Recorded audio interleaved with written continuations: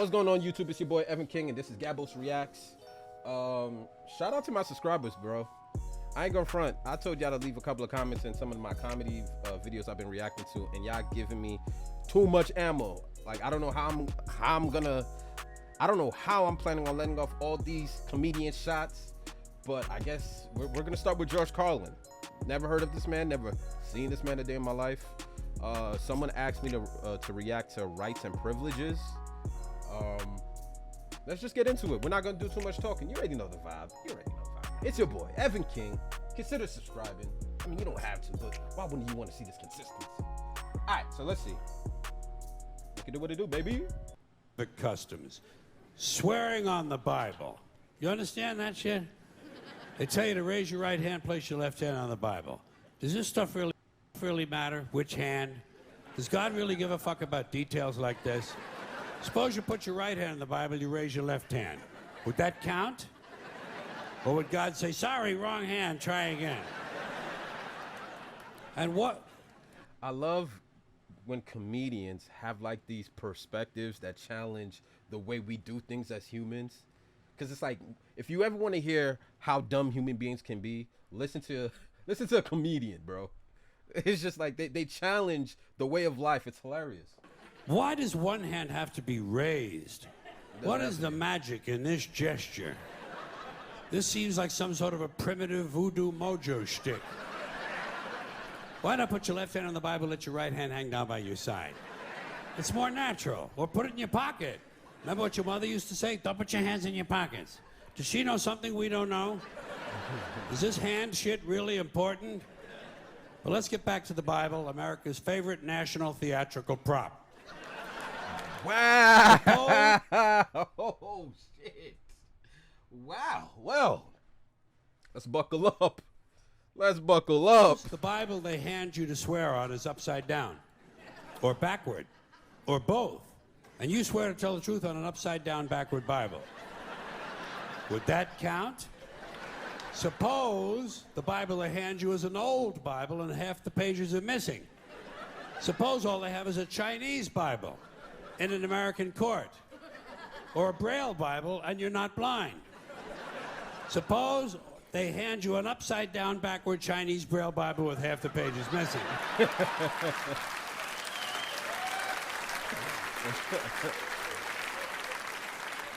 At what point does all of this stuff just break down and become just a lot of stupid shit that somebody made up? They fucking made it up, folks. It's make-believe. It's make-believe. Now, all right. Okay. I can't argue that. Bro, I'm not even gonna lie. I had to live long enough to get things in its proper context. There's so many things that you just feel like things are just a certain way, and then you get older and it's like, why do we even do shit like this? Why does it have to unfold like this? What's the point? What's the point of doing things by the book? I love when these things get challenged. Let's leave the Bible aside. We'll get back to the science fiction reading later. The more important question is, what is the big deal about swearing to God in the first place? Why does swearing to God mean you're going to tell the truth? Wouldn't affect me. If they said to me, you swear to tell the truth, the whole truth, and nothing but the truth to help you God, I'd say, yeah. I'll tell you about as much truth as the people who wrote that fucking Bible. How do you like that? Huh? That's a good one. That's a good one. Swearing on the Bible doesn't mean anything. It's kid. Swearing to God is kid stuff. Did you remember when you were a kid? If you told another kid something he didn't quite believe, he'd say, "You swear to God?" I would always say, "Yeah, I swear to God," even if I was lying. Why not? What's going to happen if I lie? Nothing. Nothing happens if you lie, unless you get caught, and that's a whole different story. Sometimes a kid would think he was being slick with me, and he'd say, "You swear on your mother's grave?" I'd say, "Yeah. Why not? First of all, my mother was alive. She didn't even have a grave. Second of all, even if she was dead, what's she gonna do? Rise from the grave and come and haunt me? Come and haunt me? All because I told a lie to an 8-year-old? Get fucking real, will you?"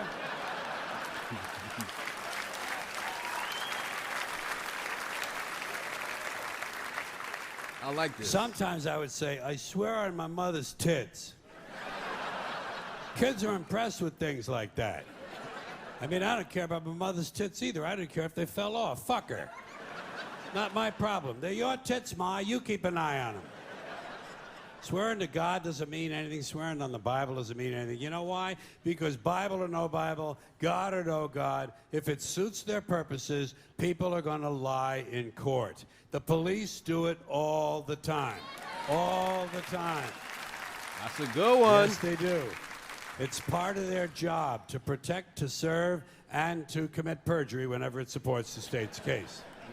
Swearing on the Bible is just one more way of controlling people and keeping them in line, and it's one more thing that holds us back as a species. Here's one more item for you, the last in our civics book, rights. Boy, everyone in this country is always running around yammering about their fucking rights. I have a right, you have no right, we have a right, they don't have a right. Folks, I hate to spoil your fun, but there's no such thing as rights, okay?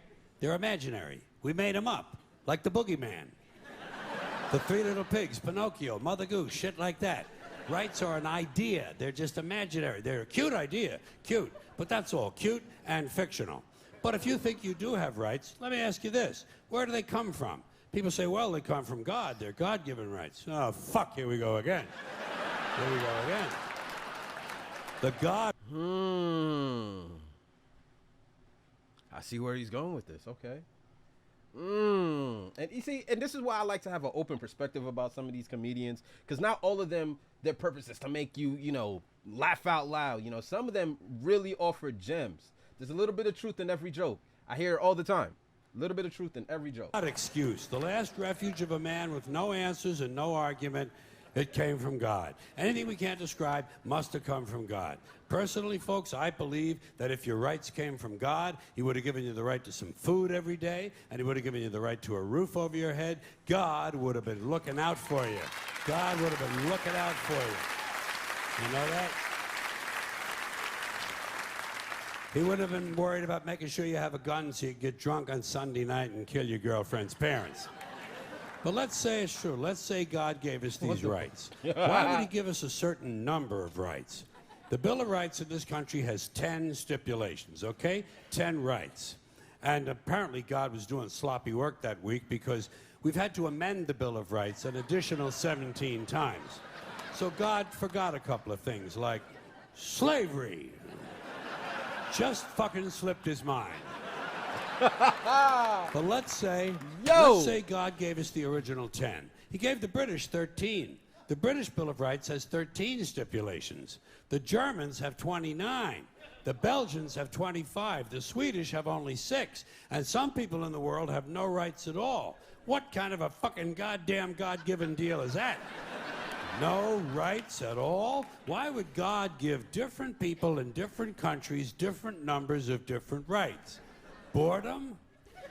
Amusement? Bad arithmetic?